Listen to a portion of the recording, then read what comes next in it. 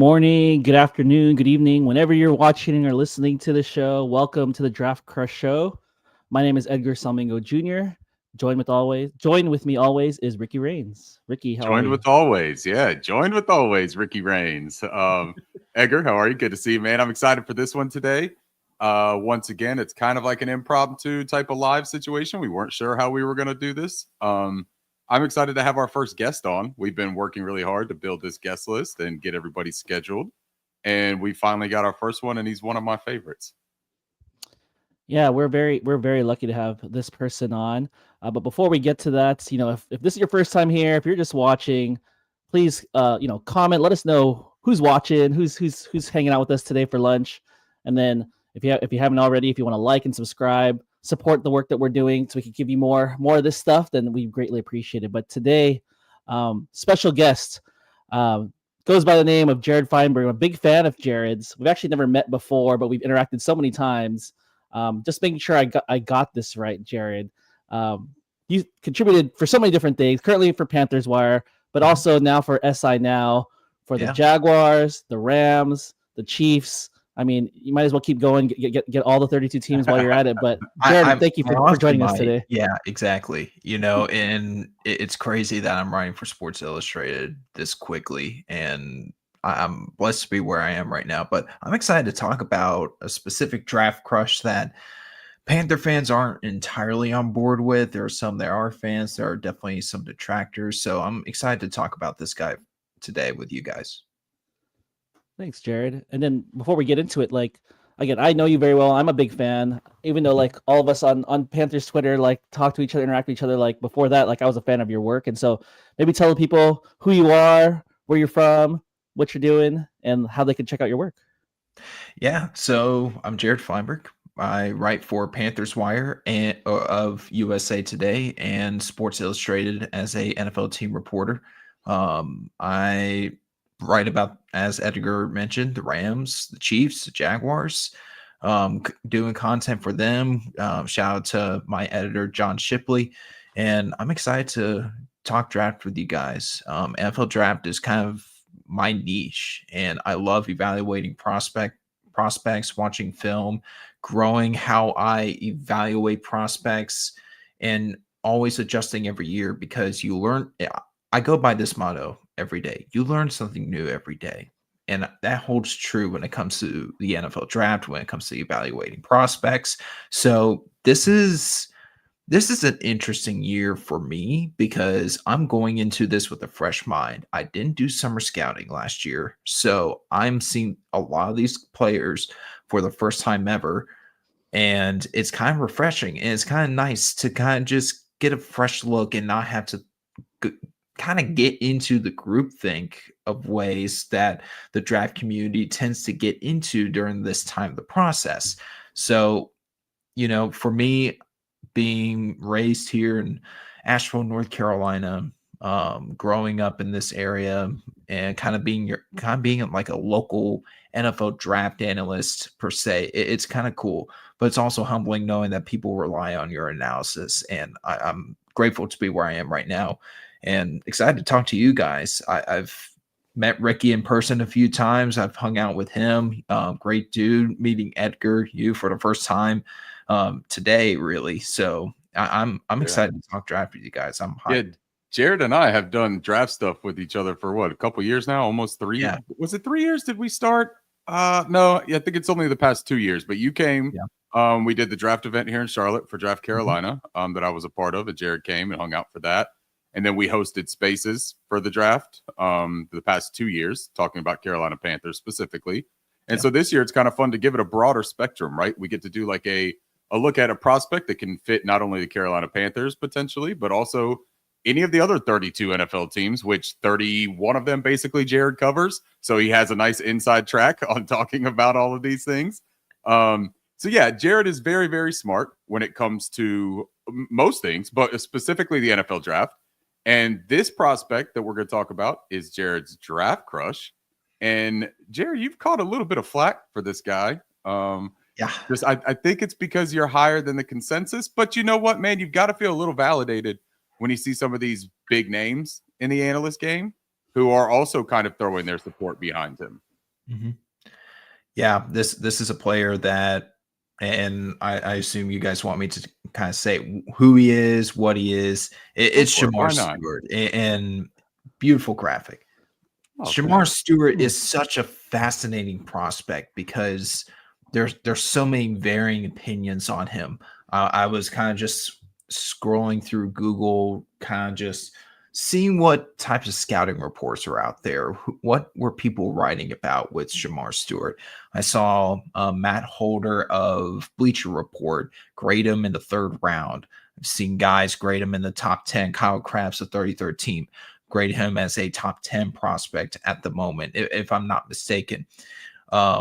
This is a player that is within my top 15, top 20 players on my board. I'm not someone that's going to put him in the top 10, but he's someone I believe can be an impact player from day one, similar to what Tavon Walker from the Jacksonville Jaguars has done over there down in northeast of Florida, excuse me. This is a player that's 5-star recruit, massive human being, 6'5", 281, but he moves like he is 6'2", 235 as a pure designated pass rusher of sorts. And he's definitely not a designated pass rusher if you watch his film. The thing that has really just caught my attention with Stewart is the power at the point of attack, the explosiveness, the ability to chase down ball carriers out of the backfield, his run defense. His run defense is day one caliber good. It's really good. One of the best run defenders overall in this draft class. You see the hand, the arm length, the wingspan. He has a long wingspan, really good or good arms. It's impressive, just the size and the physicality, the physical tools that are enticing. And we've talked about this, Ricky and Edgar, about ceiling and production and grading ceiling. For me, when it comes to ceiling, I don't value or grade players based on ceiling. And when I was watching Shamar, I can't speak today. When I was watching Shemar Stewart, I was seeing a player that was very disciplined against the run. He showed a few different ways to win as a pass rusher, even if he is not incredibly refined as one. And the traits that exist there, the lateral mobility for his size, pretty impressive. I think he has better bend than some people think or see. He can corner well for his size. And also, Texas A&M lined him up in a lot of different areas. They lined him up at the 4-eye, the 5-tech, 7-tech, stand-up pass rusher, 3-tech, with his hand in the dirt. This is a player that whoever he gets drafted by, someone's going to figure it out. Yeah, I think so. And I know we've got a couple of questions that we were going to get into here, but before we get into the first one that we had, you mentioned one thing. So I thought that maybe we touch on it since you mentioned it, because I think that this is one of the hot button points for Shemar Stewart and the people that either A, are very big fans and believers of Shemar Stewart, right? Or then there's the a bit of hesitancy, bit of skepticism about Shemar. The production isn't exactly there. Mm-hmm. But you talked about him being a little bit less refined as a pass rusher, right? Can you touch a little bit more on that and how, because there are so many people that would say there's no plan. Like, there is no plan. He uses his pure athleticism and strength to kind of bully the opponents. But is there something that you see from that lends you to believe, A, he's got kind of bones, a foundation there of a pass rush attack that he can build off of? Or are you strictly going off of those traits and those measurables to be able to translate with NFL coaching? It's a little bit of both, Ricky. And one of the things that I've noticed over the last couple months, or at least last month, going into the Senior Bowl as well, and even afterwards, is that Stewart looks like a player that is coachable. And when I was watching him at the Senior Bowl, or at least virtually watching the Senior Bowl, seeing that he has the ability to understand, okay, this is what I have to do, how to use my hands. Like, what do I do with these? You're finding a way to actually use them Right. with NFL coaching. And I believe coaching is a big factor in a player's development. And that's why I think it's important where he lands. You know, there are teams out there that may throw him into the fire and may not, and just kind of let him loose and not really think about, hey, we need to work on this guy's hand usage and and see how he can play with better control when he's trying to make a tackle in the backfield, whether it's on the quarterback, whether it's on the ball carrier. It's those little things. And you saw from day 1 to day 2 at the Senior Bowl, him basically progress each day. He didn't even practice the third day because he progressed that much. He was impressive in day 1 of the Senior Bowl. Day 2, flat out dominant, showing more bull rush, showing the usage of a long arm, showing some verity in his hands. Even though they may have not been accurate, he's learning how to hit his hands in the right spot to get that offensive lineman to kind of get jolted and off balance and force him to try to reset quickly. Because Stewart, with his size, with his athleticism, his explosiveness, and just how violent he is as a pass rusher, or just as a player in general, you see that he can be a very disruptive player at the next level as he continues to develop his hands, his verity as a pass rusher, and what he does as a pass rusher already, it can win at the next level. It may not be as consistent, but it's good enough to start out. When short term, it may be a concern. Long term, as he continues to develop, I kind of want to bring Trayvon Walker again as another example, where he was a raw pass rusher coming out of Georgia. He didn't have the rush verity that you would expect from the number 1 overall pick, but he has back-to-back 10-sack seasons with Jacksonville in his last 2 seasons, including last year. So that gives me kind of hope that player like Stewart's caliber can develop into a quality pass rusher. One of the things that I do want to, and you brought up the production. The thing I see with that is he left a lot of sacks and tackles for loss on the field because he just wasn't playing with control. He was always just flying to the ball carrier, and a quarterback can sidestep and just make a miss. Running back can make a miss in the open field. Like there's some context to why that production just wasn't there last season or all throughout his career with Texas A&M. So I understand the concerns, but I'm buying into those traits and that ability to be coachable. And the fact that he's shown improvement, that gives me hope. Well, thanks, Jared. Got another question for you, and thanks for sharing about what you know about him. You know, going backwards, I forgot to mention this when we talked about it. You know, even though, say, for example, I mean, that you're higher than him, say, than most, or what's out there, like you do have a good track record, right? Like you do have guys in the past that you've said, like, hey, the one that I remember you always talking about was Jaden Reed, wide receiver out of Green Bay, and he's he'd be good. Then he just does so well in Green Bay, and so like you do have a track record where like when you're picking guys, you're like, hey, this is a guy that people are a little bit lower on, or I'm a little bit higher on, and so you have some cred, Jared. Just heads up. I appreciate that. Yeah, and Jaden Reed will always be one of my favorite prospects. I still think he can be a very, very productive wide receiver for Green Bay. He's already a terrific player for him, and I expect him to have a bigger role this year. So we'll see. But I like what I've seen so far for Jaden Reed, especially after last season. Yeah.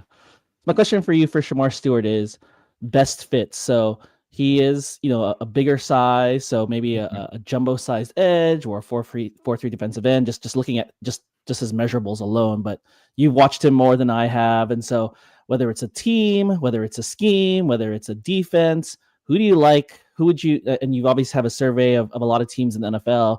What schemes and what teams would you like for him to go in that you think he would thrive? I think you got to think about for Stewart, because he's so versatile, because of his size, teams are going to ask, where do you play him?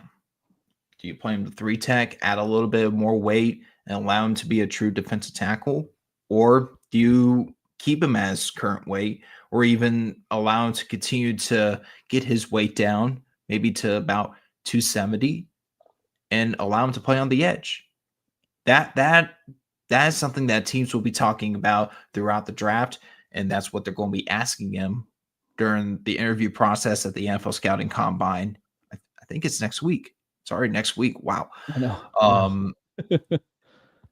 So the thing about Stewart is, I think for me, you got to play him in sort of a odd front defense, 3-4-4-3. He can really play any defensive scheme if you want him to. In terms of, I know you're probably going to ask about it later, but I'll go ahead and say it. In terms of play style and the type of player he can be, where he's scheme versatile or kind of scheme transcendent in a sense, he's more of a Danico Autry type of player. But I think there's a little bit of Jadeveon Clowney with him too, kind of going with the Panthers route too. And the size, the length, the athleticism. Both Clowney and Stewart don't have elite bend, but they have enough bend to win or to at least corner. So I kind of see a little bit of those two intertwined in Stewart's film and what he could become. The one thing that I want to preface is that moving Stewart around your defensive front is the best way you're going to get, or the best you're going to get from him is moving him around. Mismatches with the guards. If you feel like you got a good matchup with the offensive tackle, you do it from the 7-tech, 5-tech. If you got a good matchup inside with the center or the guard, play him at the 4-eye, 3-tech, or 2-eye. Like there are different ways you can move him around.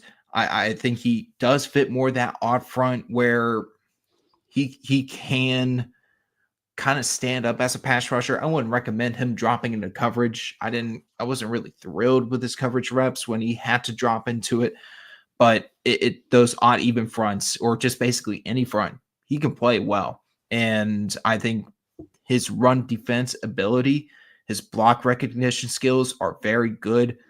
His ability to his gap integrity overall, it's really good as well. So that's why I'm so high on him. He's arguably one of the best run defending defensive linemen overall in this draft class. Is he a little bit raw in terms of just having better technique as a tackler? Absolutely.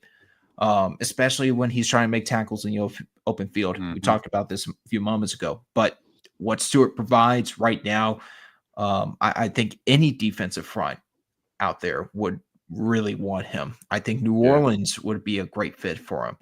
I think I would even say Carolina, because you're not having to force him onto the field consistently. He's not having to start, but he's a violent disruptor. Where are you lining him up? If you're the Carolina Panthers, where are you putting him? I think with the current roster, right? Because there's plenty of work to be done. There's free agency. They may find a Josh Sweat or a Milton Williams, somebody that could possibly compete on some of those same reps that he may take from those positions. So what are you doing with Shemar Stewart if you're Carolina? I think lining up at the 7-tech, stand-up pass rusher, I think that's where he fits in Carolina's defense, but you can also move him inside to the 3-tech. I was pounding the table last offseason, I believe, for Danico Autry. I really wanted that type of player on that defense because he's also disruptive. He's also someone that you can move him around and basically have a very versatile front. And I think that's what Ejiro Evero wants. And also, Panthers have been known to drafting players of Stewart's size in terms of the arm length, the wingspan. That's what attracts this team.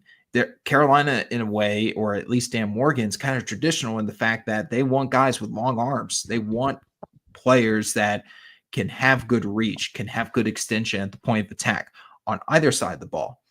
And Stewart provides that. And again, good gap integrity on film, can stack, shed, and move guys to the side. He can just dominate a run game if he wanted to. So this is a player that should be. I would think it would be high on Carolina's board, but I don't think he would be my first choice for Carolina. I think I'm high on him for a lot of different reasons, as I've explained a little bit so far in this podcast.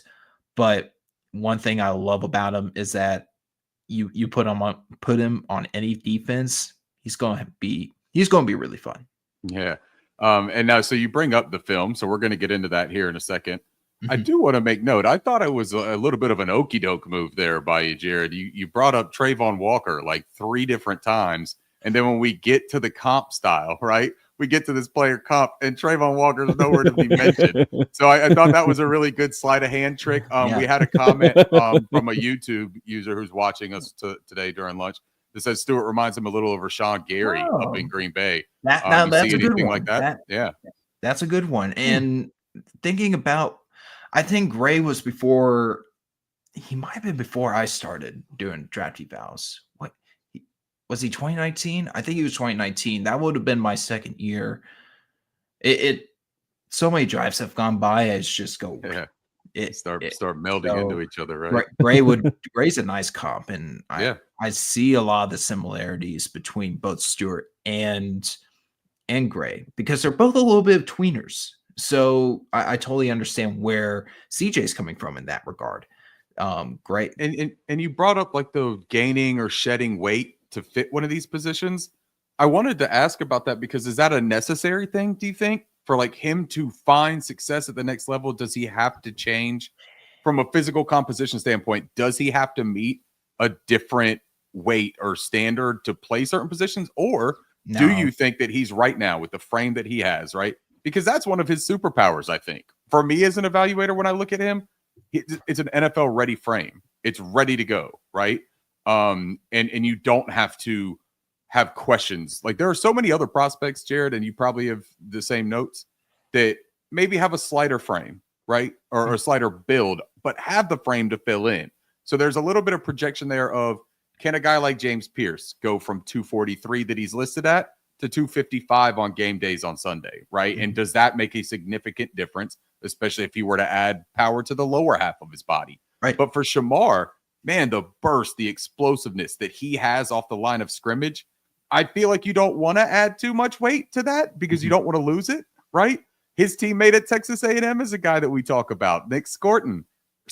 I'm not sure how you pronounce it. I've always said Scourton, but I heard somebody, I believe it was Trevor Sikkema the other day that said Scourton, and I was like, man, you just threw me all off.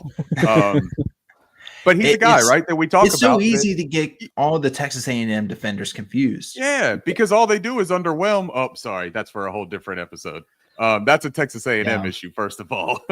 I don't think that's a prospect Well, speaking issue. of A&M, like it was so weird just watching their tape.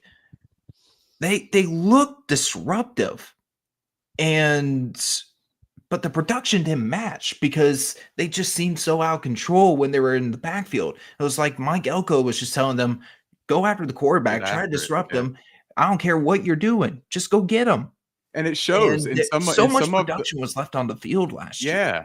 And in some of the metrics, that lack of discipline does show. Like Shemar Stewart has a career missed tackle percentage of about 27%.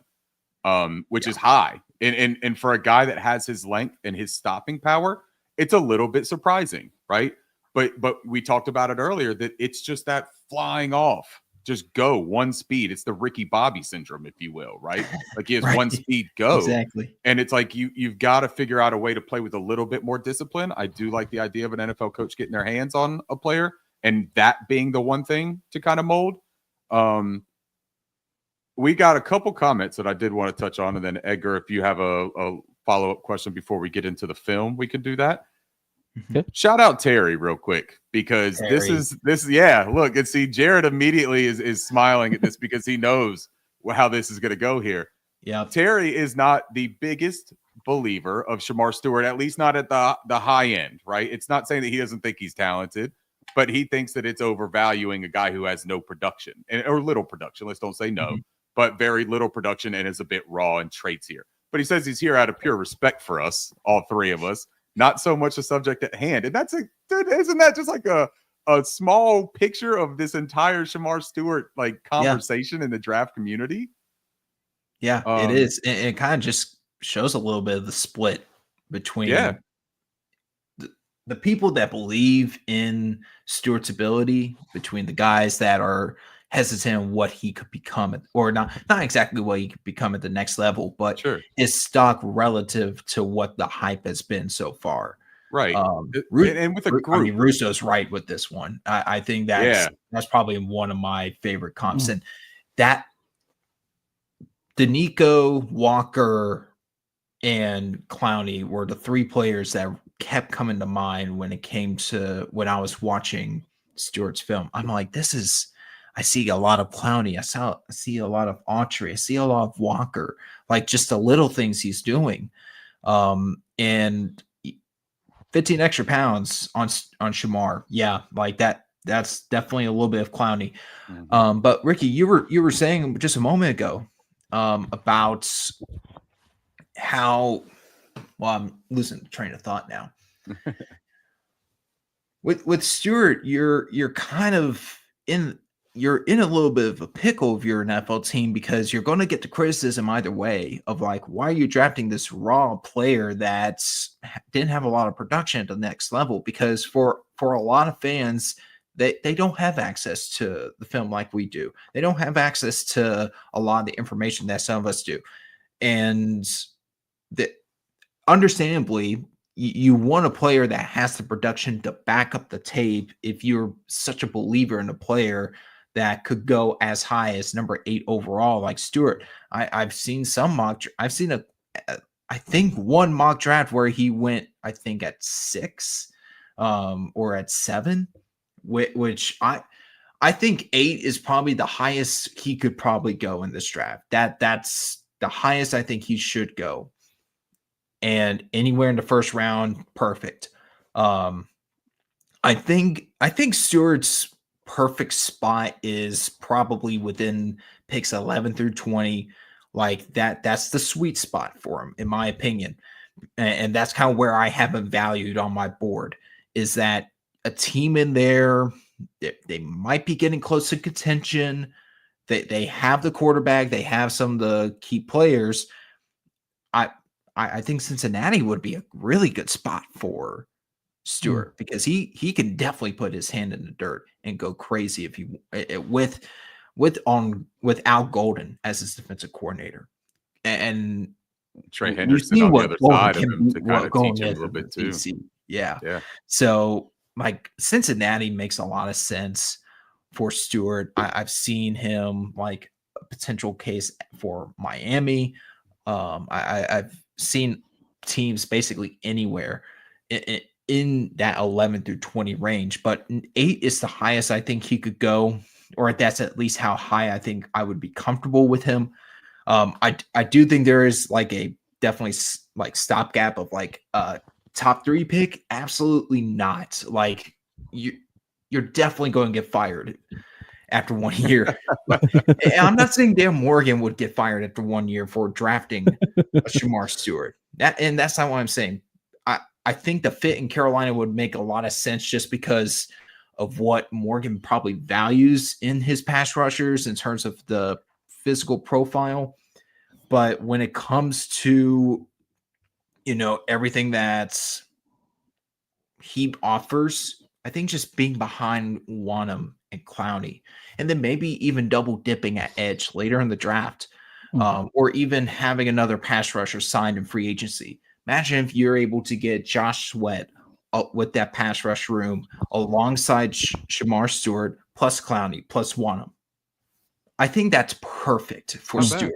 You're not forcing him. Like, if you need someone to stopgap the run, Stewart is an excellent run defender, and Carolina needs good run defenders. It makes sense for me, at least.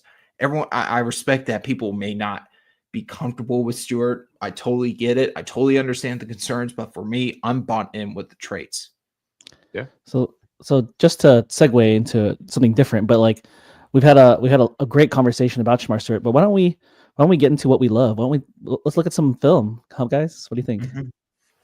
So Jared was kind enough to show us send us some clips, and so maybe Jared, you could help narrate for us. So we've done a lot of we saw some charts, we saw some graphs, we saw some measurables, but nothing beats, as you said, Jared, nothing beats the film. And some people, like you said, don't have access, don't get to see this. And so maybe for people who are watching Shemar Stewart for the first time, maybe people who are draft fans that aren't like into this kind of stuff, maybe you could help narrate for them what we're seeing and what you're seeing, that because like you said, learning something every time. Like I'm learning from you, Jared, all the time. And so maybe you could help explain what excites you about the clips that you've shared with us today. Now for me, like I tend to like slow my clips down, kind of just go like frame by frame, kind of what the approach is. And if you go back to the start of this specific clip, kind of just if you're able to, let's see. This is the first one that I have. Yeah, the first one. Let's start with this first one here, because it's definitely a miscommunication up front with the offensive line. Stewart playing at I sometimes I'm not great with my alignments, even when I'm watching film. That looks like about the 5 tech. So you got Stewart the 5 tech, head up on the offensive tackle, play it, and then stop after about a second right there. He's got a free lane to the quarterback. But the thing is here is that there's miscommunication up front. And I do believe that defensive linemen, especially if when a team is watching film, that there's always that thought in their mind, all right, who's going to be accountable for my guy here, et cetera, et cetera. And Stewart just left be. He's going to get after the quarterback here on Riley Leonard. And and that's what I was going to say. Anyone that's not familiar with like Stewart's number or anything like that, he's number 4 for Texas A&M. He was lined up on the right side over here above the left tackle. And left also to 54. Reference, number 5 at the 3 tech, or if that's about the 2i, that's Shemar Turner. And people always get confused with Turner and Stewart sometimes. Turner is number 5, and then you got Scranton dropping to the flat. So go ahead and just play the entire clip. Stewart kind of just gets home on the quarterback free rush. But the thing here is that he gets there so fast for someone his size. That's the thing that I posted that clip for, was like, you're 6'5", 281. You would think that maybe a player that size, he may not get there as quickly as someone that's a little bit smaller. But by the time the quarterback has his eyes on the number 1 or the number 2, Stewart is flattening him in the backfield. And that for pressure some, that causes might them be to sail that pass too. Yeah, I mean, like as soon as he gets pressure here, he's forcing Leonard to make an errant throw. And some people will be like, this isn't really anything, but this is a quality rep because he's disrupting the quarterback. Even if he is a free rusher, it doesn't look impressive, but I'm telling you, teams are going to look at that and be like, that's an impressive rep from Stewart, just because he's in the backfield so quickly. So let's kind of play through this clip right here, the second clip, kind of just go through it, kind of get people understanding of what is happening here. So again, he's on that same side. He's lined up on the right side. He's the right defensive end here. And you see him out wide of the tackle here. He's not lined up in front of the tackle. He's not lined up right over it. So he's outside of him.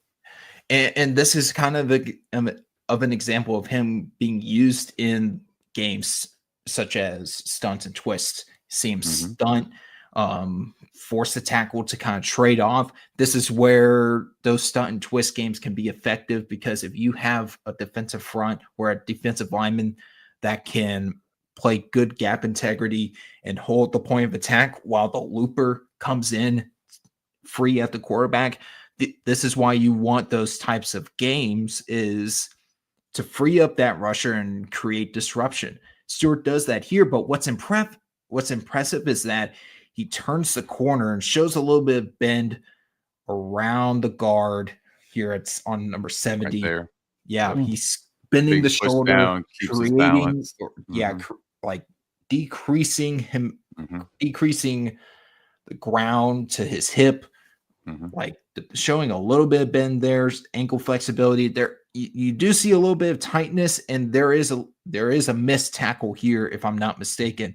This probably ended up turning into a sack. I don't remember the whole clip here, but it turns into a disruptive play, and there's not exactly like a flashy like arm over, hand swipe, or whatever, but it's plays like that, and especially at his size, that gets my goosebumps going. Like, oh my god, this dude's fun. So it makes the butterflies rumble in your tummy for your draft crush. Yeah.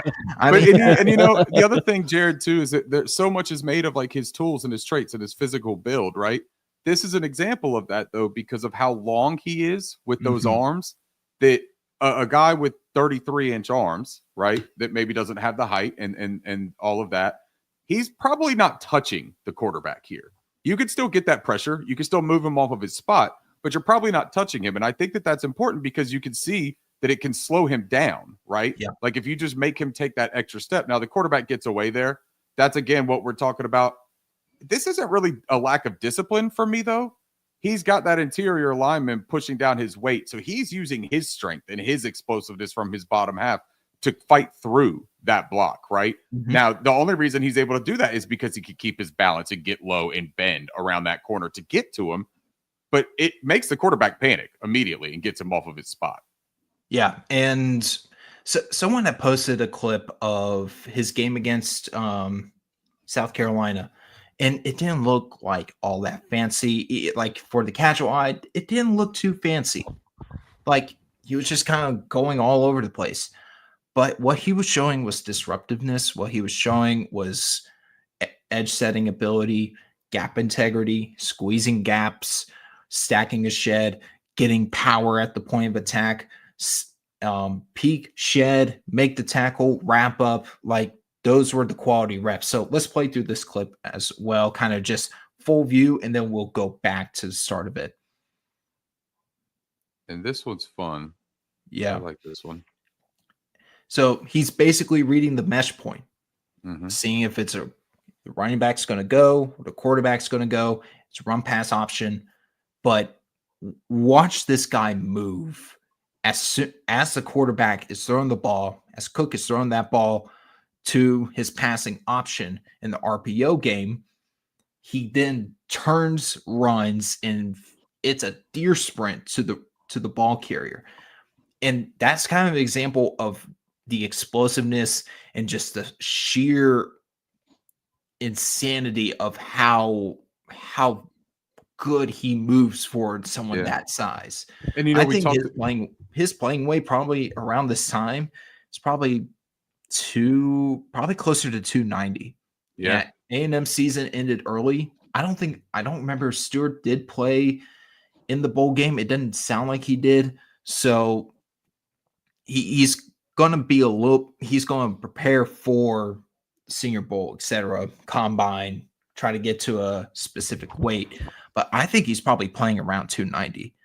What I like here in this particular clip too, right here, you talk about him playing that mesh point, is because we spoke about potentially a lack of discipline, right? And being able to just fly after the ball carrier, or what you assume the play is, what the concept develops into. I like the discipline that he shows here, because you can see here he's taking that initial step. He's coming down into the line there, and Nick Scorton on the other side is doing the same thing. I love what Scorton does here, by the way. I think that's awesome. And Membu comes around here on the pool and kind of gets his hands on him. But anyways, but Shemar here I think shows really good discipline to stay balanced. He keeps his base relatively wide underneath him too, so that he can move. It keeps that lateral agility that you just talked about being so impressive for a guy of his size. And then he reads it and reacts quickly, right? I mean, that's pretty good recognition from a play for a guy whose responsibilities are plenty. on that defensive front. Correct. And then great speed. I mean, that's Luther Burden III. For anyone that doesn't know, Missouri's chasing down roster Luther here. Burden. And now Luther doesn't have shows you- exactly he's not going straight line here. He's got to go around his block. So it's not like they're having a sprinting contest, right? But it is fair to bring up the fact that this is him going after an elusive yak king in college football, to be completely honest. And he gets to him. He closes here. Now Luther strides, man. Yeah, and Luther has decisions. He's got multiple guys coming, but Shemar, man, I mean, this is good pursuit. It's really good pursuit. And this is one of the examples of like why I'm so infatuated with him is he shows that discipline as a run defender. Mm-hmm. The key is he's got to show a little bit more of it as a pass rusher. And he's shown flashes of that at times. But there are also times when, and this is where the concerns pop up, is that he's playing out of control. He's not using his hands. And sometimes his hand placement is wide.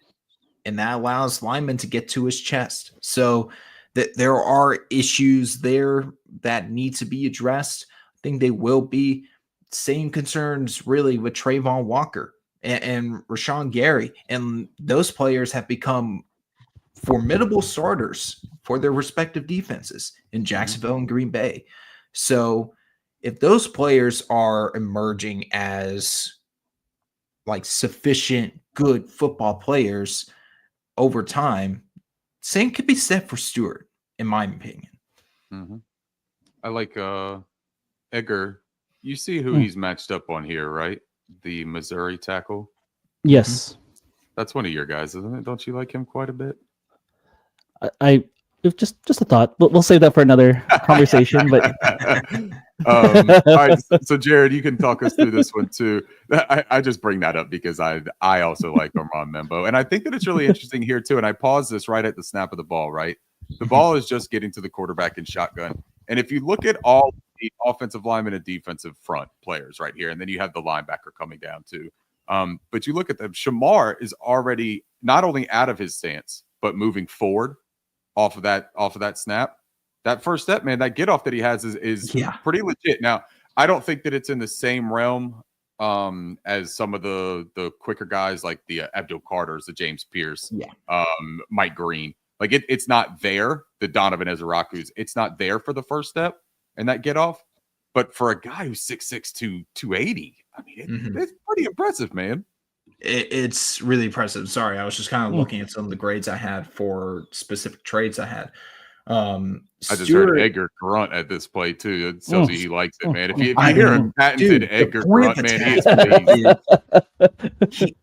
he has so much power generated through his legs to his upper half. Both halves are strong, powerful, explosive.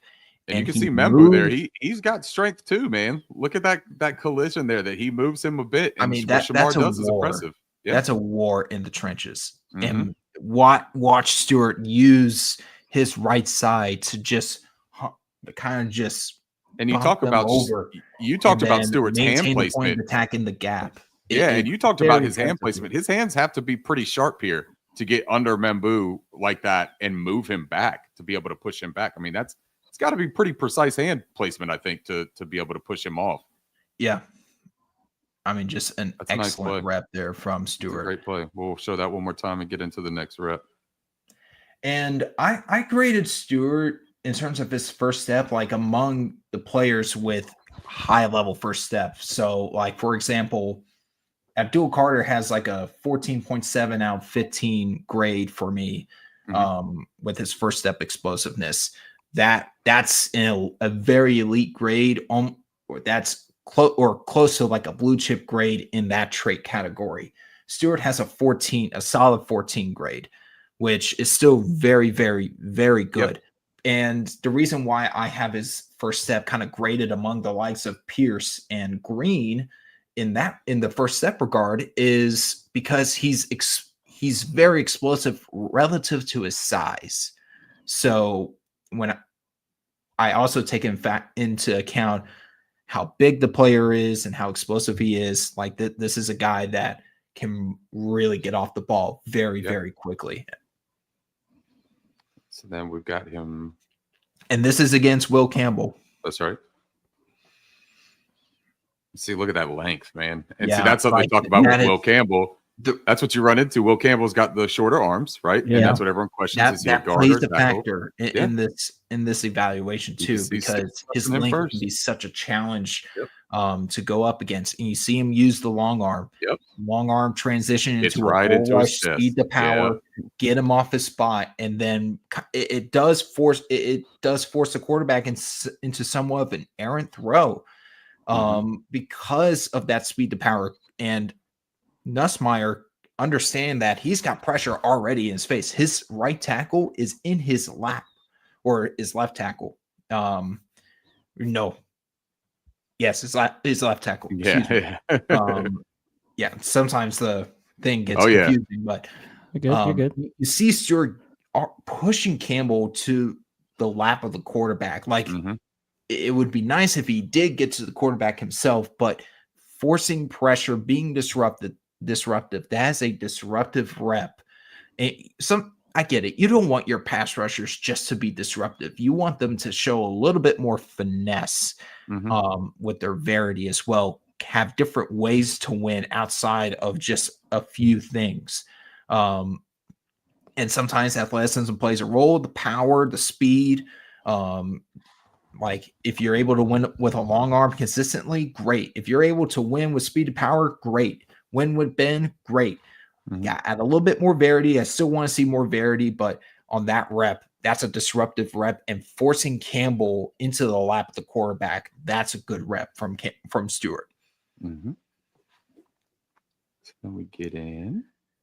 Whoop. That's I mean, and this is one of his 1.5 sacks. So that just sounds so rough to say. Like I know you didn't mean it that way, but that does. That's one of those parts though of that conversation, right? Where it's like, yeah, and you could point to it and say, man, if he's so dominant and he's so good, why did this guy, with also the other talent around him, right? Because you've got Shemar Turner there, and on that last rep against LSU, you saw he kind of forced the quarterback to move a little bit too. Right. It's like that chicken and the egg thing. He got that interior pressure. You had Scorton on the other side who took that double team from the running back and took his man. So he allowed Shemar Stewart to have that one-on-one rep, albeit against an elite prospect himself or a top tier prospect himself in Will Campbell. But if he has all of these tools and all of these abilities, why only the 1.5 sacks, man? It's got to drive you crazy a little bit, right? Yeah, it does. And again, it comes back to playing with better control as a tackler. But here, you see the speed to power here. You see the raw power. Well, it is a missed tackle. I thought that was one of the sacks. You got to bring him down. You see it's the finishing. He's got to finish better. Got to finish, man. And I get it's Lenore Sellers, who's going to be one of the best quarterbacks in college football this upcoming season. But you have to play with better control. You have to really get grips on the ball carrier too. It's not like you can just like use your length and kind of be greedy with it and just kind of wrap him up. No, you got to get a hold of him and bring him down. And that's a missed opportunity, and that's a disruptive rep. As Stewart getting into the backfield, he was in this backfield consistently on this night, even though Texas A&M lost this game. And it was also plays like this that kind of you want to see him finish more, but it's also him showing that disruptiveness as a pass rusher. That's why I'm a little bit higher on him in terms of his pass rush ability, because he has shown ways to win. And that's an example of him winning as a pass rusher, but not entirely. So, and I'll give my perspective on this, but first, Edgar, I want to ask you: are you finished in this play? You making the sack, Edgar? You're going to get him down, right? I think I'd still be in front of the offensive line at this point. You and me both. But so one thing when I looked at this rep, right, something I would like to see more from Shemar Stewart with his length, right, is if he's as strong as he is, which he clearly is, because the power game is apparent, like in his ability to hold up at the point of attack in the run game. You could see it. This is a very strong individual, right? But right here, you got to have that strength to finish if you're going to try to wrap up around the waist or the lower half. Like, you have to be able to bring him down. The other thing that I would look at here and that I would say to him is, hey, if you're not confident you're able to do that, now I get it. The offensive tackle is pushing him down, right? And he's using that momentum of the offensive tackle pushing him. So this isn't him just like having a free shot at the quarterback. But if you're not going to bring him down around like that lower half and a waist tackle and try to wrap him up, use that length to get around that quarterback, hit him on the elbow. Try to go for that arm and disrupt it. Go for the fumble, right? Because a lot of times if you can't finish a sack, the other edge of being disruptive is trying to jar that ball loose, right? Yeah. And so that's just a little bit more of that plan, that attack pre-snap. Have an idea of, hey, if I'm in this range of the quarterback, here's my attack. Here's what I want to do to finish that play, as opposed to just trying to out physical and get your hands around somebody and expect them to go down, right? Is that fair to kind of say that? That's totally fair. And I do want him to find better ways of getting his arm down onto that ball, having opportunities to get takeaways. I also think that's a little bit of a concern there, is that where are the opportunities to create takeaways and have an understanding of what you're going to do if a certain situation happens. Like, Stewart was just basically told throughout his entire career at A&M, just do this and just go after the quarterback. Don't worry about anything else. Find a way to get to the quarterback, and you get there, you get there. You create disruption. You allow other guys to clean up sort of your mess. But and I'm also kind of just saying a little bit of why there are all these detractors. Yeah. But at the same time, that rep was also an example of why I'm so high on him, because of that disruption, of that power, of that explosiveness. When he has leverage and he is able to get his head down and blow a blocker away, he'll blow him away and just get after the quarterback. And he did that consistently. See here, it's the same. That's Membo again. Yep. Membo again. Like this was another war. There were plenty of and some holding there as well. It's a little hold, a little grabby grab. but Stewart here at the point of attack too. That's nice. Getting into the backfield, just also on the backside as well. He has the explosiveness to get to the backfield quickly, especially from the backside. Look at him disrupt the mesh. Yeah. This was supposed That's not to a little shovel pass. And he absolutely destroyed this rep. They called this an incomplete pass on the field, but it was a forward pass. He just terrorized that mesh point. So, and here's another play here where he's slanting down and then getting a crease, finding a way to the quarterback and creating disruption. I do believe this was an incompletion, if I'm not mistaken. I didn't get the whole. No, well, it was a catch. Oh, good catch though. Good catch. Good catch. But it also, and that's another thing. If Stewart's disruptiveness, it can force the quarterback to make an errant throw or a throw he's not intending to really make. Sometimes the throws can be a little bit wide, forces the receiver to have to make a tough catch. Like it's the little things like that. That's why that's one of the many reasons why I'm excited about him. I'm just going to let this kind of roll through instead of slowing it down for each one at this point too, so that we can get and see all of these reps, because he does have some quality stuff on here. My thing with Shemar, right? And we've talked about this a little bit. I have my edge rankings that are out there. He's my edge 10, which, by the way, too, when we speak about like this position group, Edgar, maybe you can kind of back me up on this, or maybe you can tell me I'm crazy. Either way, just give me some sort of support and feedback, please. All right, here we go. When I talk about this edge group of this, or even this defensive line group, right? Maybe I don't even have to say edge. It reminds me so much of the wide receiver group last year, because you can have a top three relatively easily, right? 2 or 3 that you feel are the elite prospects with elite production, great traits, and all of those kinds of things. But then you can take number 4 all the way down almost into 15 or 16. And the grades that I have specifically for them aren't this wide disparity of grades, man. Like, I really think that there is everything is subjective in evaluating, because it's how you see it, right? Now, there are parameters that you want to do and you want to stay uniform with, but it is how you view that. It is how you digest it. and what you value out of it, right? It's how you score it. Mhm. There isn't an actual like key that you're supposed to use and have a one size fits all. So when I have Shemar Stewart at 10, that's not a knock on Shemar Stewart, but Why do you hate there's a Shemar lot of Stewart? yeah, that's the thing. Edgar, I don't, man. I don't hate him. Why Everyone do thinks you I I'm just hate giving you this grief. I'm guy? just everyone giving you thinks I grief. hate him. Why does Why do everyone you hate hate him? Luther Burden? Can we get back to that? I'm sorry. No, hold on. No, but for Shemar Stewart, man, it is a production and it's a finishing thing for me. I do have a emphasis on the way that I've tried to evaluate, especially as of recent. And Jared made a great point when he talked about ever evolving and always learning and always changing and fine tuning the process of an evaluation.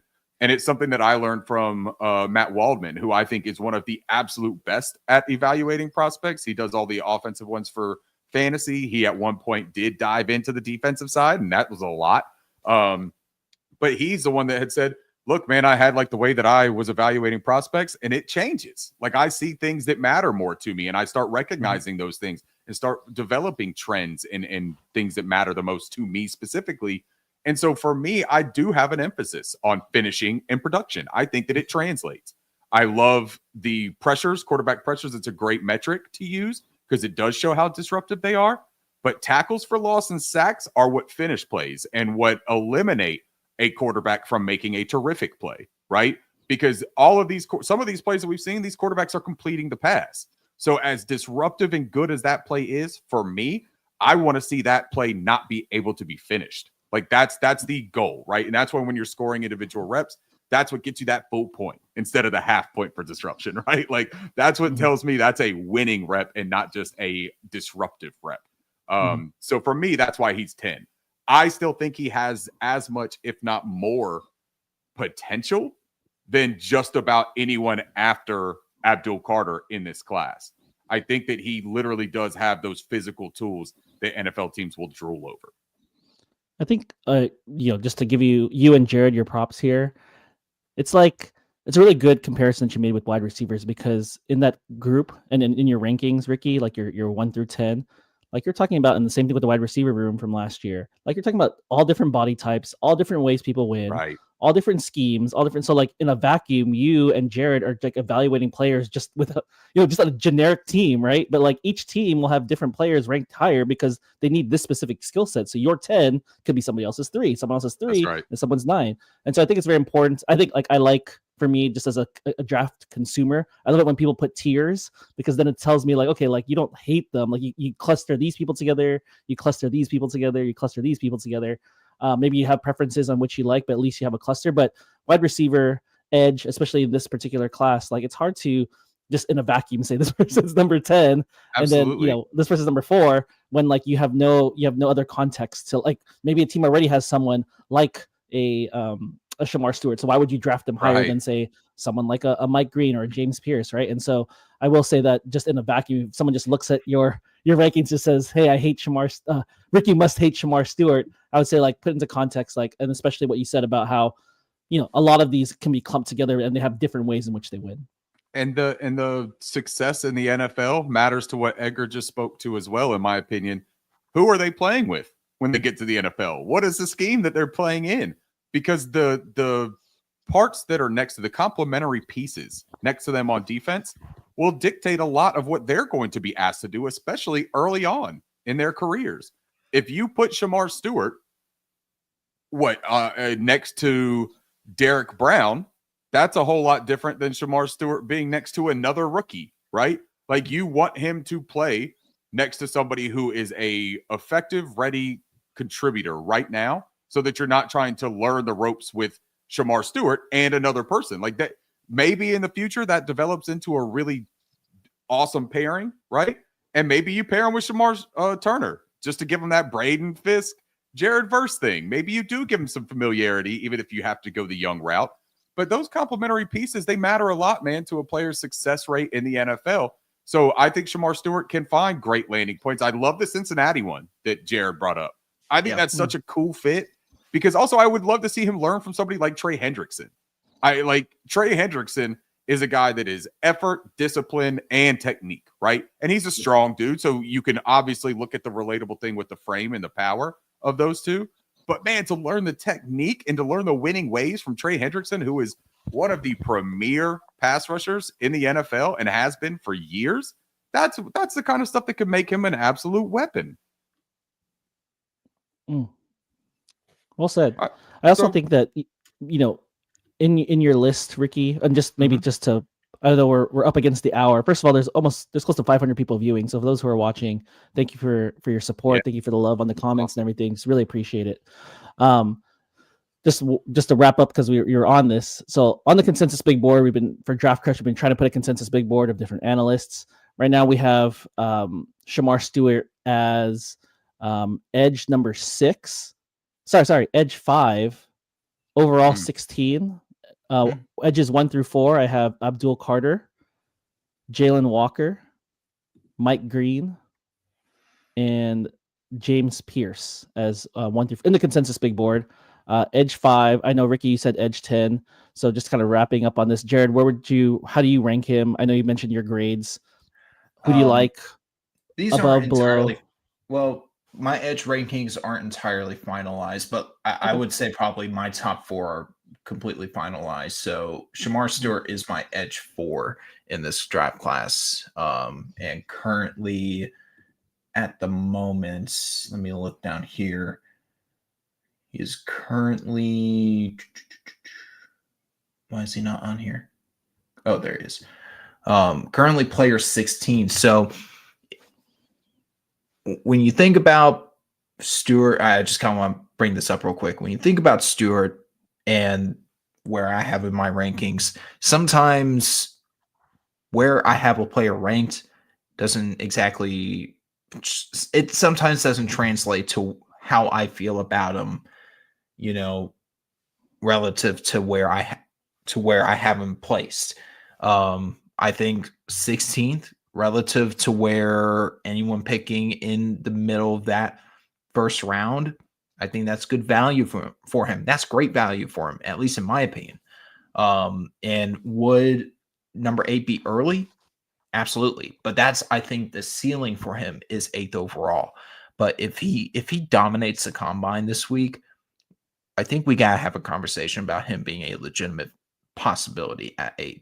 And you could start seeing mock drafts start to come open about or of Stewart just popping up at number 8 overall for many analysts. And then I want everyone to come back to this Draft Crush video so that they can watch Jared's breakdown of why Shemar Stewart was always deserving of the number 8, as opposed to just being a combine darling, because he's first with it, right? He might be number 4 on Jared's positional rankings, but he's number 2 in his heart. And I say that because I know that he's Abdul Carter fan too, so he's not going to put him over Abdul.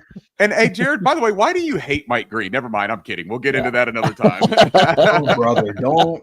Oh, you're opening a can of worms. I know. And I'm going to close the can because you've been so kind to give us an hour of your time already, and as have the 512 people that are watching currently. Appreciate all of you guys. Thank you for the comments in here saying you enjoy the content. What's up? Doug is in here. Doug, how you doing, man? But Jared, while we still have you, if you don't mind being gracious enough with a little bit more of your time, because what most people know about you from Twitter, at least, is that you are a contributing writer for Cat Crave and then a Panthers contributing writer for Panthers Wire. And you're just a Panthers fan. You're from North Carolina. So Edgar and I also happen to be Panthers fans. I don't know if you can tell by all of the Panther paraphernalia behind me.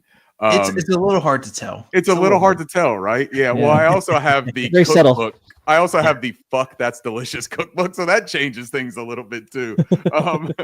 But look, you just put out this week, I believe it was it Monday that you put it out? The new mock draft for Panthers Wire, 7-round Carolina Panthers mock draft. We thought it would be fun that for anyone who is here as a Panthers fan watching, or maybe we'll watch the episode as a Panthers fan, let's talk about your selections. You mind doing that with us?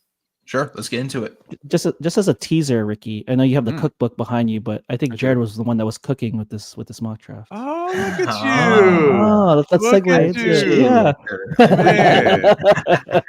that's big time TV stuff right there, Edgar. I don't know what you're doing over here on this Draft Crush show with me, man. You should be over there on the NFL Live set. Sorry, I'm sorry. Shoot. I'm also a dad, so dad jokes just come naturally to me. I feel that, man. And speaking of dad, I'm sitting here talking to you guys, and finally there are snowflakes falling here in Charlotte, North Carolina, What? which makes me What? feel good because my kid has been home all day because of the wild snowstorm that we're having, where the first flakes are finally falling right now around So the here in time that he Nashville- would be dismissed. Here in Nashville, we had a flurry. It started sticking, and then I'm pretty sure it's not even Yeah. it's all melted. I'm like, maybe it's all shoot, I come might down be here able to go work Charlotte out to then. give us a quarter of an inch and shut the city down for a week or two. All right. Anyways, instead of making fun of my hometown, let's get into this. This is your first overall pick, or your 8th overall pick, but your first Carolina Panthers pick in your most recent draft. Talk to us about cornerback Will Johnson out of Michigan. He reminds me a lot of Pat Surtain. And if you have Travis Hunter as your number 1 wide receiver, if you're just grading him as a wide receiver, Will Johnson's the best cornerback in the draft. He's currently my number 2 player on my board, with a blue chip grade. So it's him, Mason Graham, Abdul Carter, and Travis Hunter with a blue chip grade at the moment. How about that? Johnson would technically be my CB2, but he's a very, very good, probably an elite cornerback prospect in this draft class. There are concerns, from this past season about his tackling, some of the inconsistencies there, but I want to preface that his 2023 tape against the run was incredible. That is where his I think a lot of his good film is. He had some coverage inconsistencies this past season, but he also was dealing with some injuries. He made some excellent plays on the ball, but this is a guy that wins with elite technique, with great ball skills, with great ball awareness and coverage instincts. This is a player that, for some reason, continues to fall down some boards. And it kind of surprises me a little bit because when healthy, this is arguably one of the best players in the draft. And for example, if Hunter was strictly a wide receiver on my board, I need to speak better today. You're good. If you're doing great. a wide receiver on my board, yeah.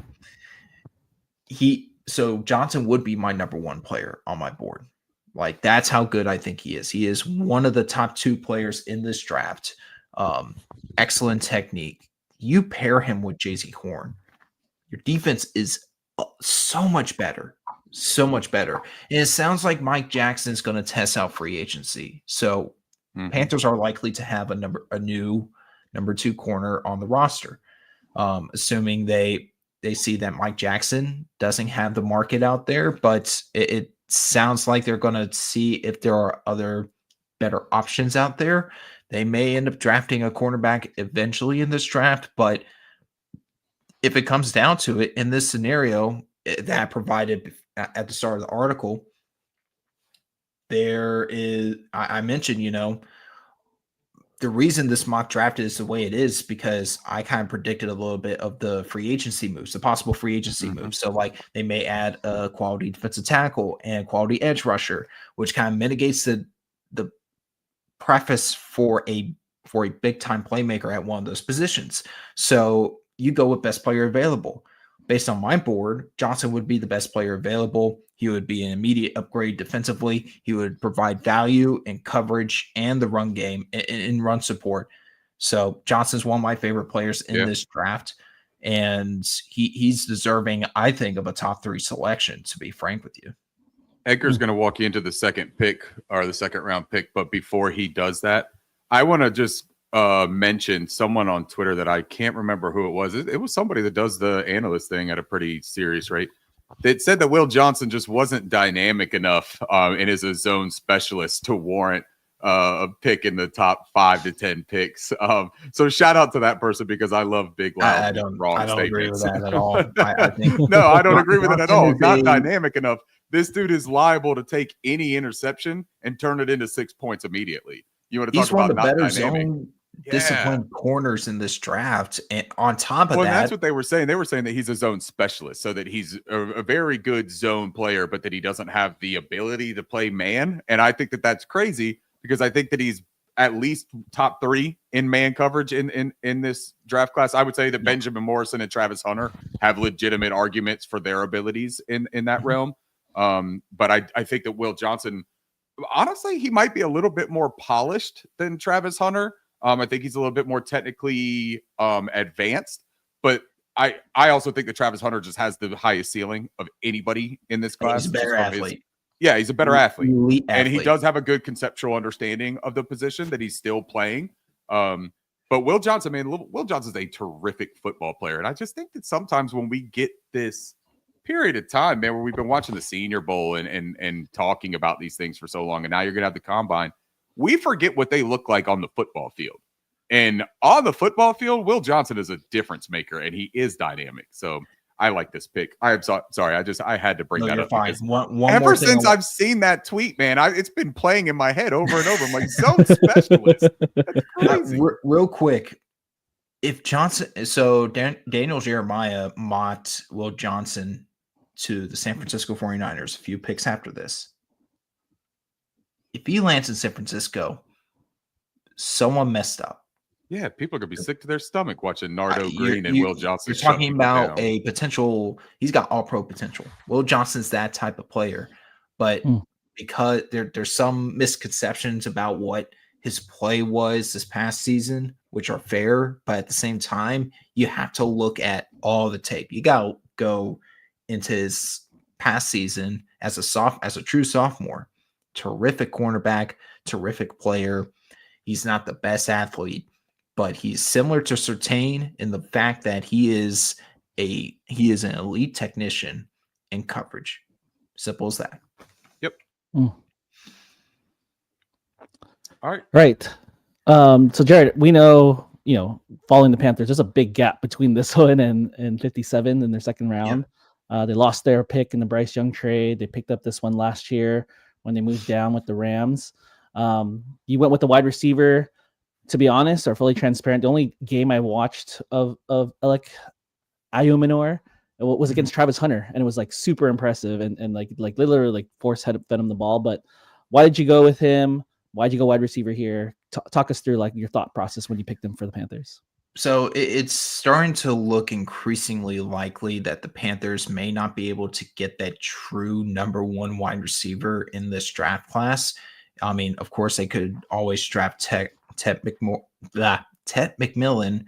I can't speak today. I don't know what's going on. It's a tongue twister. Ted McMillan. It's a tongue twister type of day. Yeah. And also, there's too many names in this draft that are tongue twisters. It drives me crazy. But Ayumanor has been someone that I've been intrigued with throughout this draft class. He's got the size. He's got the catch radius. He's got the athleticism to have some sort of success at the next level. He's going to allow you to win those 50-50 balls. I think he's going to be I think if Carolina, kind of imagining what that lineup would look like next year, I think you got Leggett on the boundary as the X. You got Coker and Thielen kind of mix and matching in the slot. Then Ayumanor as the Z flanker. So he's going to see playing time. His ball skills are great. I do have some. He's in some ways a somewhat similar player to Leggett coming out, and I don't think there's an issue with having somewhat similar skill sets on the roster as long as they do some stuff differently than their counterparts. But Ayumanor has someone I've had my eye on, someone that I think could be a worthy selection in the second round. But I think this is kind of the territory where I do expect the Panthers to make a move here in the second round. I think they're going to trade up. That's kind of where I'm leaning at. And I think after the combine, you're going to start seeing a little bit more creativity with my mock drafts. So kind of a hint for future mocks, may see some trade ups, trade downs, whether it's the first round, second round, seventh round, doesn't matter. So this pick, it's later. I think Carolina would like to probably move up a little bit. They feel like a quality player is there for the taking. So we're going to have to keep an eye on that. But Ale Manor, someone I'm really impressed with on tape and someone I think could be a quality playmaker for this team, assuming Carolina goes with like a wide receiver by committee this year. I like the cliffhanger there too. Stay tuned for my juicy mock drafts that are coming. Don't get bored by all my hard work on my 7-round full mock drafts. Which, by the way, people underestimate how much thought and work really goes into some of these things. It's not just sitting on a simulator and pressing buttons, which I also thoroughly enjoy. I press buttons on the simulator constantly. Yeah, it's so fun, honestly, man. Like I just kind of run through scenarios. Like, yeah, what if this happened? What if that happened? Like, all mock drafts are, to anyone watching, these are just scenarios. They're out loud thoughts. We're not making like stone hard predictions of like, hey, this is definitely what's going to happen. No, these are scenarios. What mock drafts do, we provide scenarios to help you guys have an understanding of what could happen when a certain situation happens, potentially this offseason or in the draft happens. So I always preface this. You got to be prepared for the unexpected, and you may see some unexpected mock drafts of sorts throughout the rest of the offseason leading up to the draft. I'm probably going to have at least 10, 12 Panthers mock drafts for Panthers Wire by the time this thing ends. But they're going to say by tomorrow. Second round's going to be more of a trade up spot for Carolina. Edgar's hearing you say 10 or 12, and he's like, those are rookie numbers. You got to get those up. Right? It's like a Wolf of Wall Street. Like, Edgar's over there, and he's knocking out 10 or 12. Yeah. Monday through Wednesday, Edgar's knocking out nothing easy. All right, let's move into the third here. I love this pick. I know Edgar also, I think all three of us, have talked about this guy previously before and said that he's just a stellar fit for the Carolina Panthers, first of all, because of what he provides you on the interior. But Jared, talk us through your thought process here on the interior defensive lineman out of Texas, Alfred Collins. Top 3 run defender in this draft class. Collins is a monster in the middle of the defense. Similar height and weight build to Derek Brown, but he's not as explosive or as twitchy as Brown was coming out of Auburn or what he is now in the league. Collins is going to make your run defense better immediately. He is an excellent gap defender who will just devour the B gap, A gap. He'll run over opposing blockers in the run game or even the passing game. As he has a ceiling to develop as a pass rusher, but third round is perfect for someone like Collins with his current skill set. If Collins is your third round pick for any team, you're going to get a great run defender early on.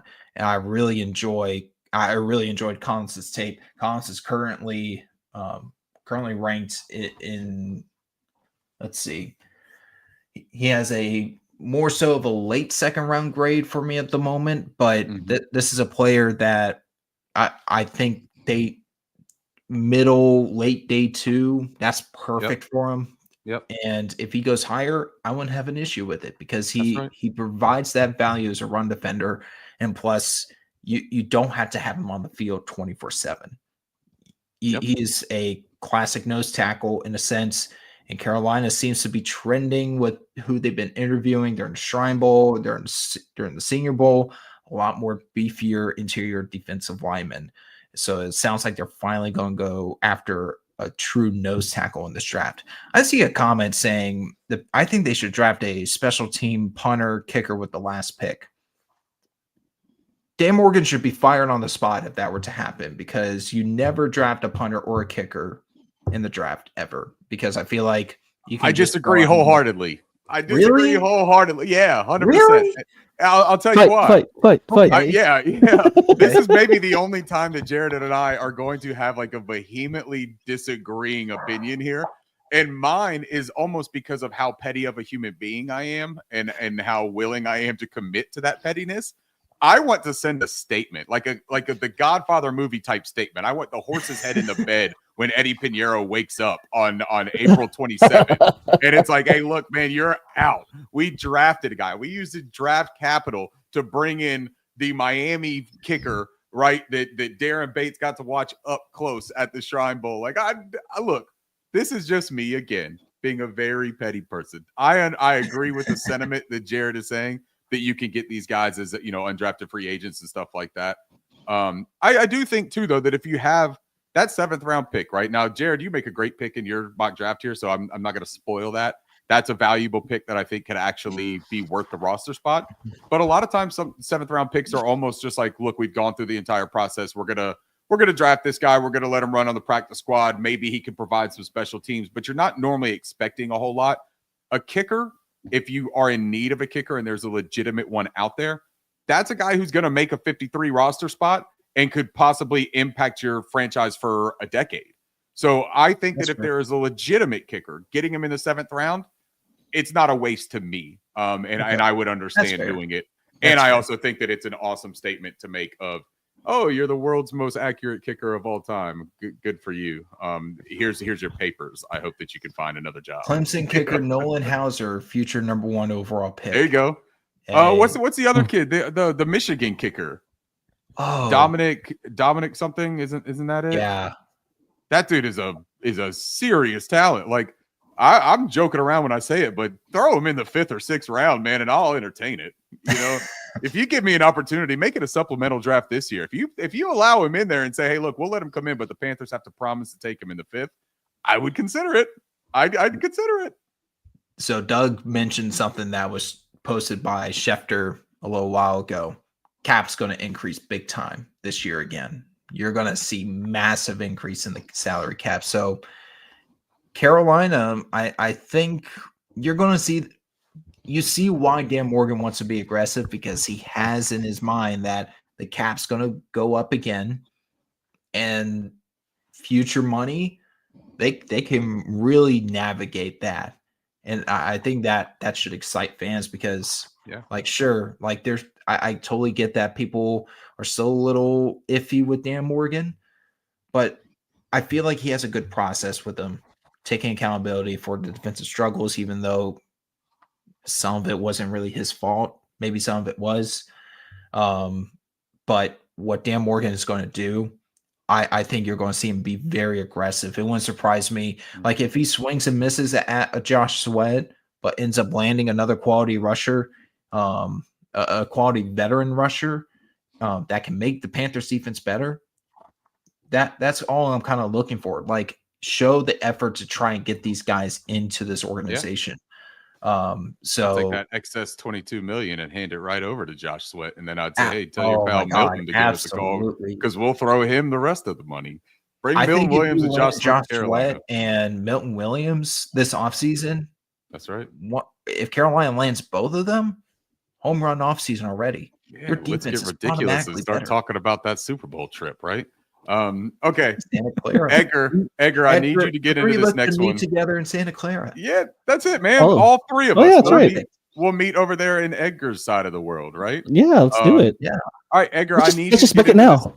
I need you to get into this next pick, Edgar, because this is one of my draft crushes. And Jared was so kind to oblige me and put him in his mock draft. He did this specifically only for me. This was all for Ricky. All right, Edgar, ask him about it, and then Jared, say the beautiful things about this guy I know you can say. So Jared, David Walker, edge player, one of Ricky's draft crushes. I have to admit, of the 7 rounds, to pick value and where people were slotted, this was my favorite of your 7-round draft. So for people who don't know about him, and if you want to wax poetic about Ricky's influence on you while you made this pick, why do you like David Walker? Why does he fall so far? And where does he fit with the Panthers? So in this scenario, because I waited until more so day 3 to draft a pass rusher, was because the scenario I provided before I wrote the mock draft was Carolina goes out and signs maybe a Josh Sweat in free agency, or maybe even another pass rusher to add more depth, maybe a designated pass rusher. So then that allows you to kind of have a legitimate rotation, and Walker would add to that. Walker he's a ball of really just stone muscle. Like he's not the biggest pass rusher, but he's disruptive.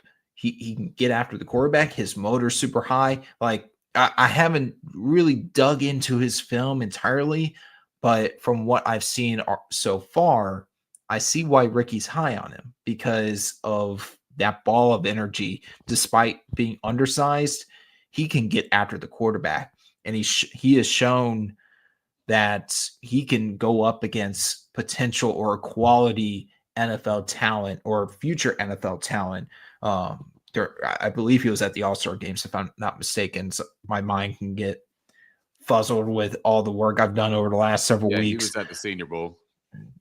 Yeah, so Walker, and kind of refreshing my memory there, Walker was pretty impressive, especially with finding counters, using his explosiveness and softening those edges, showing some bend and flexibility. And it does help that he has natural leverage and he's more of a shorter pass rusher. But again, he's just a ball of clay he's more of a ball of stone because he's a rock solid player. So Walker made a lot of sense. I was like, Walker here, top pass rusher available. I think at that point, you're kind of in day 3, you can draft for need and not have to worry about, hey, we got to go best player available no matter what. Go in day 3, you can definitely get away with drafting need. As long as you can develop those players, you're not reaching for someone like a DJ Johnson. I don't want to get that started again. This is like a why do you hate blank episode, isn't it? Like why does Ricky hate Shemar Stewart? Why does Jared hate Mike Green? And why does he hate DJ Johnson? Apparently, you don't have to answer that. I don't have to answer that. I'm not going to. Yeah, I do love that you have David Walker here. I think that again, you said it. You don't have to go best player available, but sometimes you know what, you get lucky, and your best player available is also a need. I think that if David Walker is sitting there at 110, I don't know how the rest of the board falls, obviously, right, in a hypothetical situation. But the value, I believe, of a player like David Walker at 110 is a really, really nice value. I looked at that Senior Bowl, and the main thing that I was watching was, did that power that shows up all over his tape, did that translate against the higher level of competition guys that he was playing against? And it absolutely did. So I thought that he had a really nice, impressive week. So I like that pick a lot. This is another guy that I'm actually higher on than the consensus. I haven't put out my safety ranks, but this guy comes in on the top 7 of my safeties in the draft. I think that Malachi Moore is being a little bit undervalued in this draft. I don't know if it's because of the level of quality prospects ahead of him or if it's the positional thing, man. Safety doesn't seem to be getting a whole ton of love anymore from the draft community, but especially for Ejiro Evero, who is still on as our defensive coordinator, what he does on the tail end of that defense with the shells, I think that Malachi Moore helps out a ton. I love him as a deep safety. I think that's one of his best things, his experience playing corner, his experience playing nickel. I think that this dude is a really fun Swiss Army knife. What do you think about it? Why did you take him at 113 for the Carolina Exactly Panthers? The reasons you brought up, Ricky. He's a smart defender. He shows some versatility on the back end. Like he really has fallen under the radar. And now there are questions like people are going to think back to the Vanderbilt game, the end of that game when he had when he just kind of blew up, temper tantrum, if you will, and or as the kids say, or at least kids my age say, he crashed out. It was total definition of a crash out. Jared is one of the nicest, most polite people I know, and he just very, very politely said, "Now look, you guys are old as hell, but I'm young and I'm still youthful." Listen, like even I feel old sometimes hearing some of this new lingo. Don't say that yet, man. Oh man, I listen. Sometimes I feel old, and I'm 23, so it feels weird sometimes. I'm like, damn it, I'm starting to get out of touch with stuff. I'm not liking it. But anyways, Malachi Moore, I think I think he would be competing with Damani Richardson for starting snaps. I think if in this case Carolina were to sign a quality starting safety in free agency, I don't think safeties in this free agency class are going to get the massive amounts of money that we're expecting. So I'm expecting more of like a pretty decent contract, nothing too expensive, not something that's gonna kill Carolina cap wise. So you get a quality safety plus Damani Richardson, play the big nickel, and then you got Malachi Moore to kind of rotate in with him at strong or free safety. Also play a little bit of nickel as well. So he's a smart defender. It was a pick. I was like, if he's there in this simulation, and a few picks, I'm taking him. Like it's nice that Carolina has a few picks separate from each other, especially in day 3, where they're like, okay, we can know, like once we get to our first selection, the 4th round, we can figure out what we can do basically in the 4th round and kind of get it over with. So Moore made a lot of sense here in the 4th. Yep. All right, Jared. So I know you're a big fan of Tyler Warren. So I know some of the buzz around Jalen Conyers is the Tyler Warren that you have at home, to use the kids' vernacular. But he's not. Tyler Warren is not the only one that's taking direct snaps, a tight end that's taking direct snaps at quarterback. So tell me a little bit about this guy. I know that there's some stuff that's been going out there, like his blocking is really good in terms of PFF grades. And again, there's some highlights of him taking direct snaps. Obviously, he's taking the 5th round, so he's not as good as Tyler Warren or even on the same level as Tyler Warren. But what can you say about him, and what would he bring to the Panthers offense? So I haven't done a full deep dive into his film, but I did the other day kind of just flip on all 22 and just like, let me see what he shows. So I try to find maybe one of his more productive games.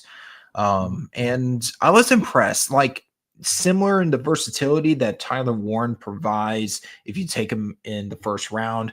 So it's more like, would you rather take Tyler Warren in the 1st round, or would you rather draft Jalen Conyers in day 3?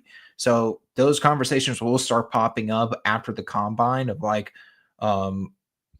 whether or not the value is there for Warren. And I talk about this in a future article for Panthers Wire, so keep an eye out for that. But Conyers is he's a big, physical, and well-moving tight end that I was like, okay, there's some value here as a blocker, as a wide receiver, and with his versatility. So he's a little bit more raw than Warren, and I think he'll need time to develop, but he provides that depth for Carolina. In this scenario, Tommy Tremble returns, so you get that number 3 tight end to develop in Conyers, while Sanders is still your number 2. I think Sanders will probably start the year next year as the number 2 tight end. Tremble, if he were to come back on like a short-term deal, he would probably be the number 1 tight end on the roster, just based on how his season ended last year. So like it made a lot of sense here for Conyers to be the pick here in the 5th round. Yep. I like that pick too. All right, let's go to this one. Round 5, pick 147. This is another guy that I'm very high on as well. So I'm glad that you have him here. I don't personally envision this guy lasting to round 5. Demetrius Knight Jr., linebacker out of South Carolina. No, that is not a picture of Xavier Legette wearing the 17 in scarlet. That is the linebacker who also is a UNC Charlotte transfer as well. Started at Georgia Tech, then came to Charlotte, and now finished his career at South Carolina and is in the draft. If he were to end up back in the Queen City, I love the fit, first of all, and I think that the athletic profile that he brings is awesome. So, Jared, what is your thought process behind saying, hey, look, they just drafted Trevin Wallace last year. They've got Josie Jewell. Shaq Thompson maybe is coming back on a prove-it deal. So what's the thinking then of investing a pick in the linebacker position? Knight is someone he's a smart linebacker, but he's also physical. He has the length. He is an older prospect. When I was living in Charlotte for about a year, I was watching Demetrius Knight every weekend. And this kid is very impressive. Good, of course, the length, the physicality in the trenches. I don't think he has the athleticism or the flexibility to be a reliable coverage defender. So you kind of counterbalance why Carolina took Wallace last year, where Wallace provides more value in terms of his athleticism and his coverage ability, where he flashed at the Senior Bowl last year and also flashed last year, whereas Knight gives you value in the run game, gives you the physicality there. And I think Carolina's going to really try to preference in wanting good run defenders in this draft class, or at least believe that they can turn a certain player into a quality run defender. So Knight makes a lot of sense here for Carolina. Gives them depth at linebacker, gives them a potential future starter as well if they decide to move on from both Thompson and Jewell, as in a potential scenario you provided, Ricky. In 2026. So I expect Knight to probably see some reps on special teams. I think he could be a good special teams player. I don't know what his special team value is truly, but he shows the effort and the motor to thrive in that area. Just because you didn't have any true special teams reps at the college level doesn't mean you're going to you can't provide value in that area. If you have a motor, if you're someone that wants to work hard, understands that it's a process and a development to get where you want to go in the league, special teams provides that for anyone. And I think the way that he sifts through traffic as a linebacker too, right? Like not being afraid to kind of muddy things up and kind of collapse those windows and get involved in the dirty part of the linebacker position, I think is what translates really well to the special teams as well. Just even if there isn't a ton of experience, his willingness to do those things, I think really does lend well, especially with the new kickoff formats and stuff like that. I think he could be great with that. All right, for the next pick, we got a running back. I know that we know that the Panthers drafted one early last year in the second round in Jonathan Brooks, who unfortunately tore his ACL or his Achilles again. They're going to need a second running back if they, anticipate to cut Miles Sanders. They might have needed one anyway, but very interesting choice here. He showed out at the Senior Bowl. He has a very intriguing skill set that I think the Panthers could really, really use, even if they had Jonathan Brooks, but definitely without Jonathan Brooks, like his skill set is really needed. So Jared, tell us what you saw in him that would make you take him for the Panthers at this spot. I took this guy I had this guy selected in this mock draft because of what I saw at the Senior Bowl. I haven't done a full evaluation on him yet, but what I saw at the Senior Bowl, good hands, ball carrier in terms of as a pure pass catcher. He's a good pass catcher out of the backfield, runs good routes, former wide receiver, transition to running back. I think that's where his value is at the next level. I could see teams trying to play him in the slot a little bit. He's an explosive runner. He has good straight line speed.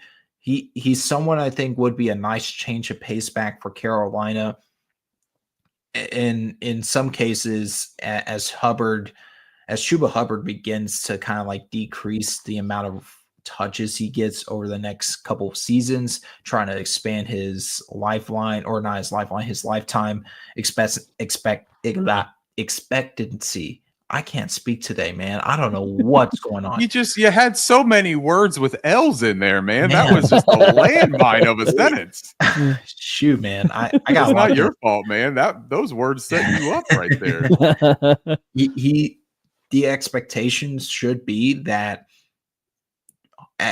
when Brooks returns in 2026, you have that versatile running back in Brooks, your Thunder or Lightning with Hubbard and Brooks, and then your change of pace with Smith. In that scenario, assuming Canals is still around, depending on how things go next season, I could see Carolina going with a total running back by committee ordeal, and getting Smith those types of reps. There are plenty of teams in the NFL that go with that running back committee. Philly did that for quite a while. And then they had, of course, Miles Sanders, Kenneth Gainwell, some other quality backs, and then, of course, Saquon Barkley, their 2,000-yard rusher. Yeah, he's not bad this season. Not bad a player. Yeah, Not at okay all. player. Solid player. I think he ran for a lot of yards. I don't know. He seems interesting. If he was coming out this year, I'd have a pretty close to a solid first round grade type of deal. You know what I mean? Yeah, He'd probably best battle prospect Ashton ever, Genty. maybe. Yeah. Well, real quick, fun fact: Barkley's still my highest graded prospect ever. I started in 2018 when he was first drafted. I gave him because my grading system back then was so messed up. I had him with 101 grade. I gave him extra credit because of how good he was, or something like that. I thought he was the best thing since sliced bread. I thought he should have gone number one overall to the Browns, and I was just all in with it. And he completely validated you this year. How about that? Yeah. Stuck a feather in his hat and called it. Stuck a feather in his hat and called it Saquon Barkley. You know what I mean? Yeah. Why were you too low on him, Jared? With 101. Yeah, that's so low, man. Why do you hate Saquon Barkley?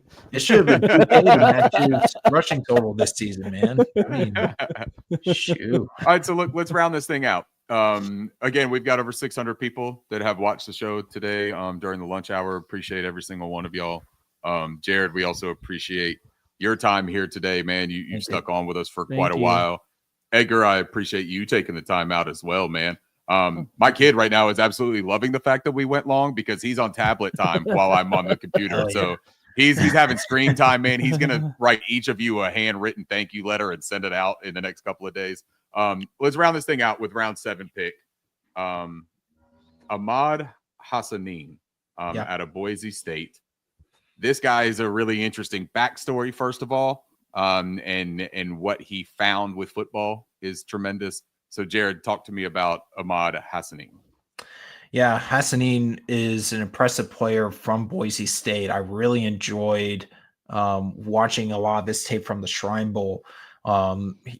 Someone that was just disruptive, especially during team periods, etc. I haven't gotten through a full dive into his film yet, but this is another example. Carolina adding more developmental talent at edge rusher, but this is a guy that has shown some decent tape on film to maybe see some playing time at the next level. He might be going higher than the 7th round, but if he were to last this long, I think he should be a no-brainer pick and give Carolina more depth at edge rusher.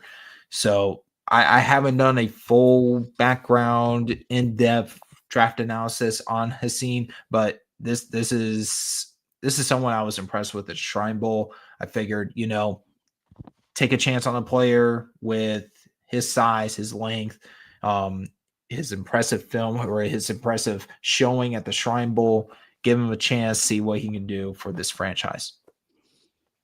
Absolutely. And there's breadcrumbs there with Panthers reporters talking about him as well. I believe it was Mike Kay of the Charlotte Observer who was down there for the Shrine Bowl and had mentioned Hassanin as impressive and a prospect that he really enjoyed watching down there as well.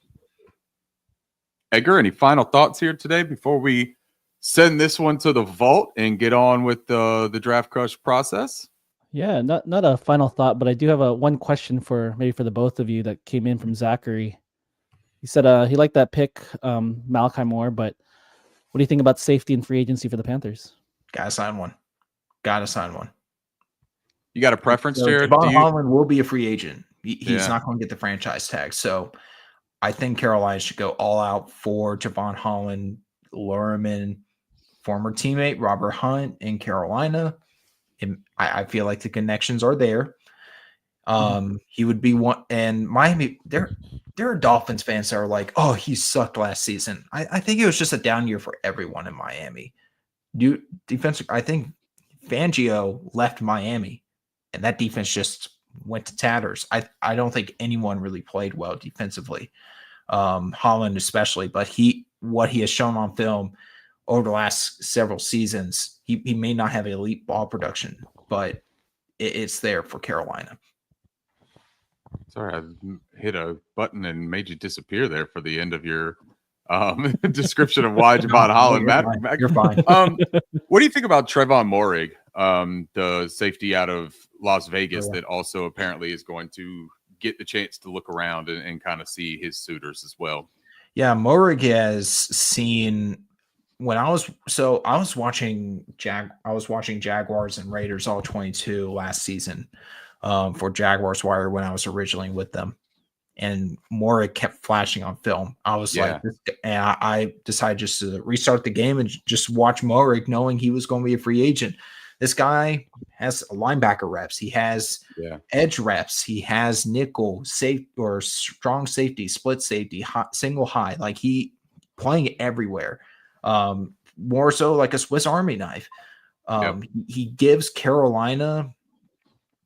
He would give Carolina a quality safety, a good run defender, someone that can also make plays on the ball. If somehow Carolina landed Holland and Morig, that's one of the better safety rooms in the league already. That's fun.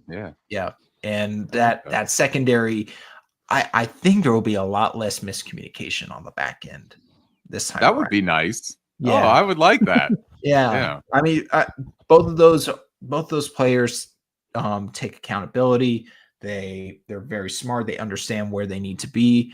And they're always seemingly in the right spot at the right time. So he would be a quality selection. I think the safety position is a more valuable position in Ejiro Evro's defense than other defenses. He's a part of that Fangio tree.